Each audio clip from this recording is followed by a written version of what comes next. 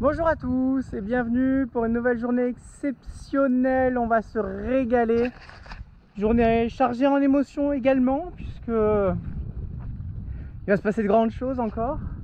Voilà, je vous laisse profiter du drapeau catalan qui trône juste devant les bateaux, notamment Saori.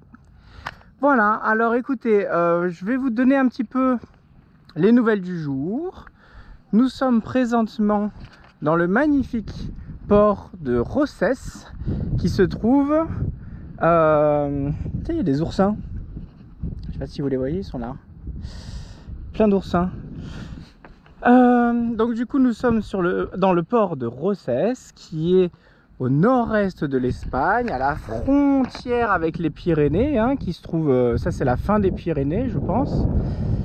Et ici nous avons le fameux, un bout, hein, c'est une partie, une petite partie du fameux Cap Créus qu'on va essayer d'aller contourner aujourd'hui. Voilà, un Cap Créus qui est réputé pour être assez violent, donc on a souhaité partir dans des bonnes conditions pour passer ça paisiblement. Voilà, sachant qu'il y a quelques jours on a eu 55 nœuds de vent dans le port, enfin dans le port je sais pas, mais en tout cas affiché sur Windy.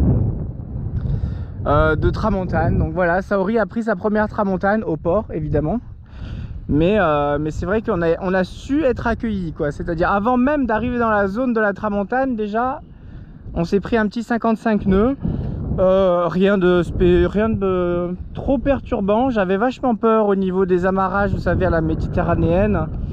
J'avais vachement peur. Bon, j'ai quand même pris une place avec une place vide à côté. Comme ça j'avais pu un petit peu me dépaler le nez dans le sens du vent, ce qui était un petit peu mieux le temps de la tempête. Voilà, bon après peut-être qu'on en reparlera, hein, mais c'est sûr que vous voyez que là les bateaux sont quand même assez proches. Là je les ai écartés au maximum, là ils sont plutôt écartés là. Et en plus c'est j'ai un peu tout déréglé parce que j'ai changé les amarrages. Mais si vous voulez, de base ils sont quasiment collés, il y a 10 cm à regarder. Bon, lui il est carrément posé, rien à faire. Mais de base les places sont assez serrées, hein, vous voyez, entre deux bits d'amarrage, il n'y a pas grand chose. Voilà, de base ça ressemble déjà un peu plus à ça. Bref, donc du coup forcément j'avais peur que avec mon voisin on se tamponne l'un sur l'autre.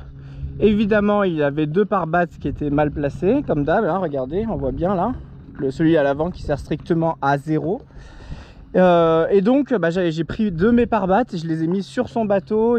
J'ai dû réamarrer un peu le bateau également pour qu'on s'écarte. Bref, obligé de travailler pour les voisins parce que les voisins, eux, ils arrivent. J'ai très bien vu comment ils font, hein. C'est-à-dire qu'ils arrivent par beau temps, ils font clac clac clac clac et ils s'en vont. et c'est tout, fin de l'histoire. Donc voilà, ils ferment, ils mettent, évidemment ils rincent leur bateau, hein. Évidemment il faut bien rincer abondamment le bateau, c'est très important, même si vous êtes sorti qu'une après-midi. Et après ça s'en va, et puis advienne que pourra, ça revient après la tempête voir s'il y a eu des dégâts. C'est ça que j'ai vu, c'est ça le comportement un peu des gens, ce qui est assez surprenant, quoi, hein. C'est quand même assez surprenant. Voilà, écoutez, ça s'est très bien passé. J'ai quand même bien géré la situation. Et aujourd'hui, écoutez, on va finaliser notre tour de l'île, j'allais dire de l'île d'Oléron.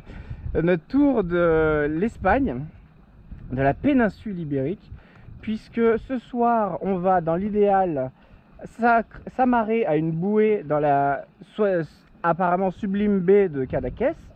Donc on va aller à Cadaqués, on va s'amarrer dans la baie pour la nuit. Il n'y a pas de vent, il y a pétole, c'est fait exprès, j'avais attendu ça exprès. Et le lendemain, il y a du portant pour nous amener jusqu'en France. Donc, eh ben, c'est les conditions parfaites, ce que j'attendais, parce que j'avais envie de me faire un petit mouillage au calme dans Cadaqués, sachant que la baie, elle est orientée au est, donc du coup, c'est pas évident de trouver du vent qui cache, enfin bref. Voilà, donc du coup les conditions sont pas tout le temps présentes pour pouvoir faire ça. Aujourd'hui c'est le cas, ça fait un petit moment que je l'attends, cette navigation. Donc on va pouvoir se régaler ensemble, voilà. Pour le bateau, bah écoutez, il se porte à merveille. Et pour le déroulement des vidéos, écoutez, là on va partir. On va en profiter, qu'il y a du soleil, etc. On va partir, il fait beau. Et par la suite, je vais quand même vous compter tout ce que j'ai pas pu vous compter précédemment, c'est-à-dire au moins il faut que je vous parle. Normalement vous avez vu, je vous ai posté la vidéo de Tarragone, et dans cette vidéo là je vous parle rapidement de la Rapita, et je vous dis il faudra que je vous en parle.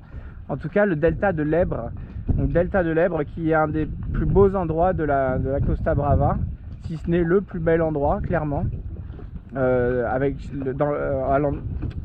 cet endroit où j'ai rencontré des gens incroyables, des très bonnes personnes, etc. Donc je vais vous conter tout ça, je vais vous partager un petit peu tout ça. Voilà, on reprendra un petit peu le fil, hein. Normalement je vous ai quitté à Valence, je crois. Donc on reprendra un petit peu le fil de Valence à Rosses pour un peu rattraper les navigations ensemble. Voilà, de toute façon il n'y a pas grand chose à dire. La Costa Brava c'est assez tout droit, assez plat, donc assez construit aussi sur les littoraux et tout. Il y a des petits endroits pépites quand même, on aura le temps d'en reparler, mais c'est vrai que c'est quand même beaucoup moins intéressant en soi que tout ce que j'ai pu faire précédemment. Voilà, mais au milieu de tout cela trône le delta de l'Èbre, qui est une réserve naturelle, un endroit magique. C'est un delta, je vous en reparlerai après, hein, mais c'est un delta, tout simplement un fleuve qui arrive donc en plein milieu au sud de Barcelone, hein, bien au sud, entre Valence et Barcelone. Et il part quand même de Bilbao, hein, il part des Pays Basques, hein, le fleuve. Donc il traverse, il fait le même parcours que moi, mais il a coupé. En fait, on aurait dû... Non, évidemment, on peut pas, parce que la source, elle est dans les terres. Mais c'est vrai que si on avait pu emprunter ce fleuve, ça aurait été plus rapide, ça c'est certain. Voilà, et écoutez, que du bonheur à vous raconter. On va ressasser un petit peu le passé, vous raconter un petit peu les navigations précédentes. On va profiter de cette navigation là, profiter d'un beau mouillage, une belle nuit au mouillage, etc. Je l'espère. Et puis on parlera un petit peu de la suite, mais aussi peut-être faire un petit récapitulatif de ce tour d'Espagne, mon ressenti, etc. À partir du moment où je serai sur des eaux françaises, forcément tout ça sera le passé. J'ai beaucoup de mal, hein, je vous avouerai. J'ai passé d'excellents moments en Espagne, surpris du début à la fin. Il n'y a même pas eu de lassitude qui s'est installée au bout d'un moment, etc. C'était de surprise en surprise, surtout au niveau humain, hein. Je vous en reparlerai évidemment, mais c'est vrai que ça a été rempli d'humanité, de beaux échanges, etc. Et forcément difficile de quitter un si beau pays. Voilà, donc écoutez, on va reprendre la navigation enfin tous ensemble, et puis voilà, on va reparler un petit peu des belles navigations qui nous ont menés jusqu'ici, ce très beau port de Rosses. J'espère que vous appréciez un petit peu. Vous voyez, il y a de nuit, on voit là-bas, il y a pareil, il y a la baie, hein, qui fait tout le tour. Donc le port est entouré d'eau comme ça, et la baie est entourée de lumière la nuit, etc. C'est très joli. Voilà. Donc on va s'attaquer au Cap Créus qui se trouve là-bas derrière. Eh bien on est parti, voilà. Bon, pour Saori, il faut savoir que là ce n'est pas l'amarrage définitif, puisque je l'ai enlevé. Il est bien plus complexe que ça. Là j'ai tout passé en double pour pouvoir partir, hein. Donc on a déjà préparé l'appareillage, on est déjà mentalement prêt à partir. Donc voilà, écoutez, on va essayer peut-être d'aller faire un petit peu d'essence, et puis voilà, on est parti.